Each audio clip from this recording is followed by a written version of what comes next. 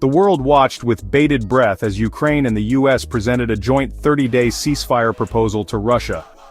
Could this be the breakthrough we've all been hoping for, a chance for peace in the war-torn region? The answer, unfortunately, seems to be a resounding not yet.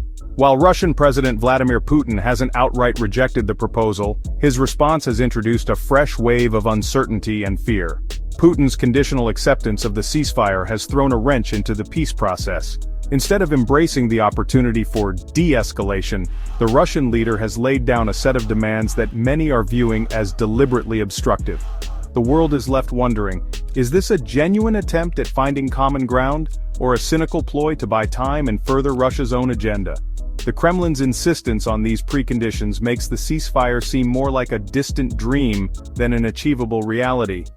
This has sparked outrage and a sense of betrayal among many Ukrainians, who see Putin's move as a blatant attempt to exploit the situation for his own gain. The international community, already wary of Russia's motives, is now watching with even greater skepticism, unsure if a lasting peace is attainable. Putin's conditions for the ceasefire are anything but simple. He's demanding a complete halt to Ukrainian rearmament and mobilization, essentially demanding that Ukraine cease any efforts to defend itself. This condition alone raises serious red flags, as it would leave Ukraine incredibly vulnerable to further Russian aggression. Adding fuel to the fire, Putin has also demanded a complete cessation of all Western military aid to Ukraine during the ceasefire. This means that Ukraine would be cut off from vital military support, leaving them severely outgunned and outmaneuvered. It's hard to imagine a scenario where Ukraine, already on the defensive, would agree to such a dangerous proposition. The audacity of Putin's demands doesn't stop there. He's also made it clear that Russia has no intention of halting its own rearmament during this period.